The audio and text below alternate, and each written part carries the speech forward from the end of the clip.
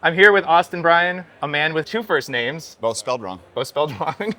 Austin started at the company as a mission manager. Then he became the vice president of delivery, Yep. then the vice president of product, then the senior vice president And general manager, and is now our chief strategy and product officer. So living proof that SkillBridge works. That's right. So Austin, like to hear, you came into this company straight from active duty. Can you tell me the journey you took? Like what motivated you, or what was your experience that drove you to join Defense Unicorns?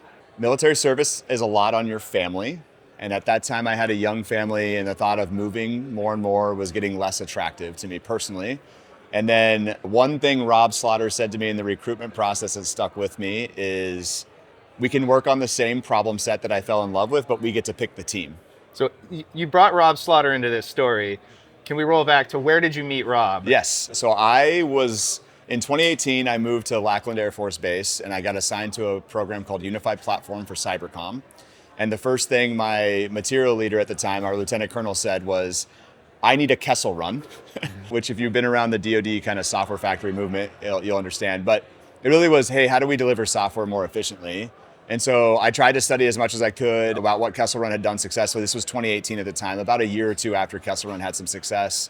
Completely failed to implement the same thing in San Antonio. And after about a year of struggling, really by chance, I saw a survival guide that was written by Jeff McCoy, which is like this, hey, how do we develop software in the DoD space? Jeff McCoy, Matt Houston, and Rob Slaughter all put their name and contact information at the end. So you never met any of them in person? Nope. And I emailed them cold, I looked up in the global address list, the gal in the Air Force side, emailed them and was like, hey, how are you doing this? This seems like you wrote down everything that I've been feeling.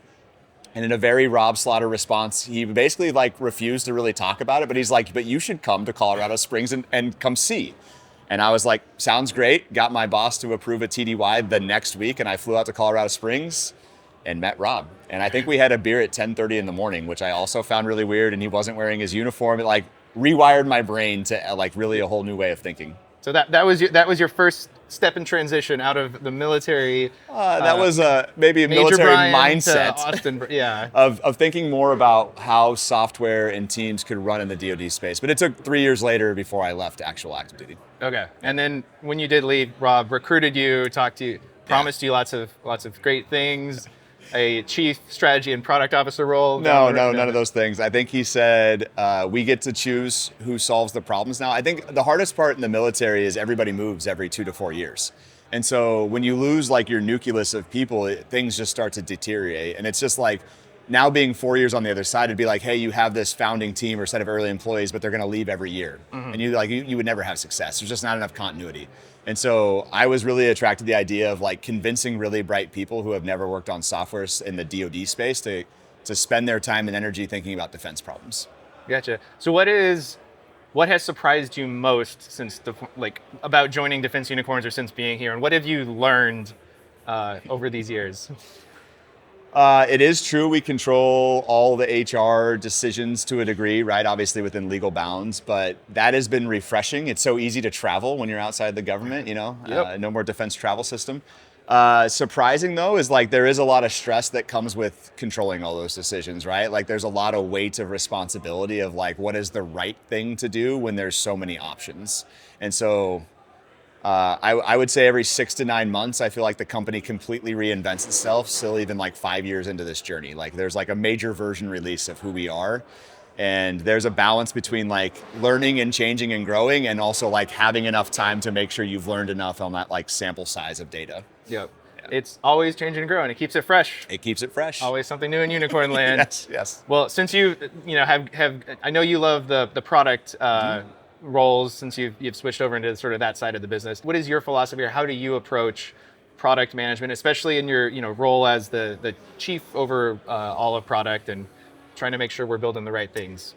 Yeah, I didn't even know product was a career field probably when I really, maybe during the software factory journey, I started opening my eyes to it. But this idea of you really have a foot in the world of your customer. You're constantly talking to customers and trying to understand their problem sets. And then a foot in engineering. I was an engineer by trade, but I quickly realized I was never going to be the smartest engineer. And I was like, I should probably find a way to contribute that's not just writing software.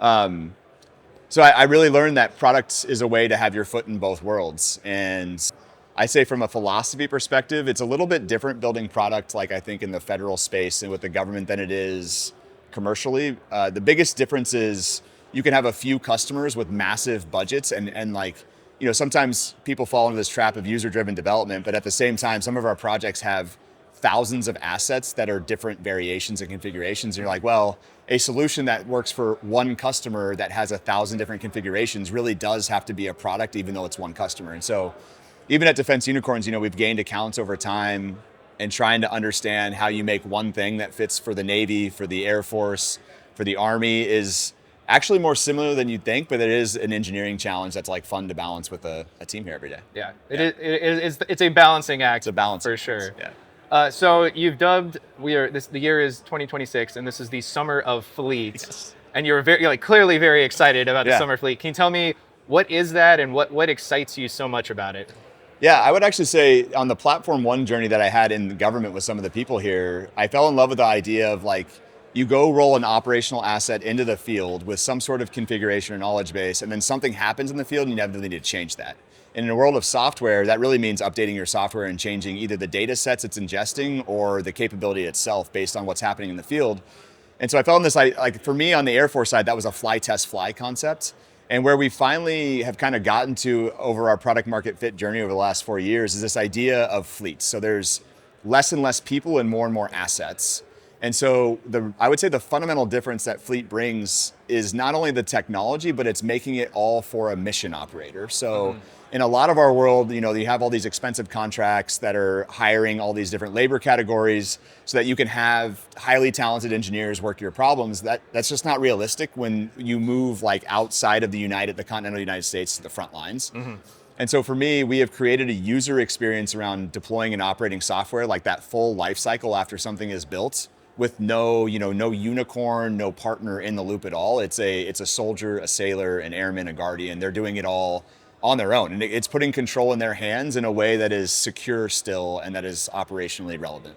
I will say the fact that pilots are able to update the software on their own F-16, F-22s blows my mind. Yeah. That is, when people ask me what we do, that's now that I'm like, this is the coolest thing we've got going on. Yeah, Defense Unicorns is in the spot right now where both the Army, Air Force, and Navy have all wanted us to put stuff on their operational assets.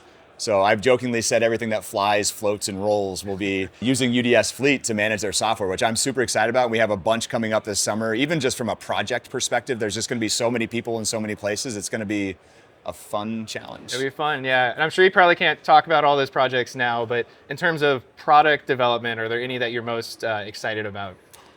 Yeah, I think it's not just software, but in the world of AI that everybody is buying into, right? There's a lot of real capability there, but the hard part, just like it was with software for the last 20, 30 years, is it's logistically getting it to where it needs to be. And I think improving the software side has shown us, especially with all the large language and now small language models, that you also need to bring data to the edge as well for these like smaller feedback loops and adjustments. I think that is where we will have to take things to when you think about the entire unified defense stack.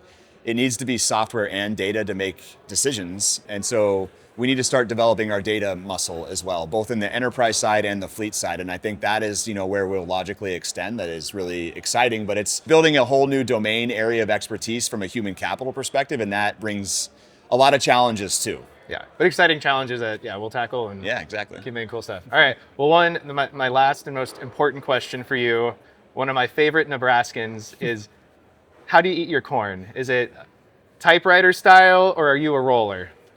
There's only one answer to anybody who's from the Midwest. It's always typewriter. Right. Rolling is, you don't do that. All right, this interview's over. We're at, no, okay. All right, man, thank you. It's fun.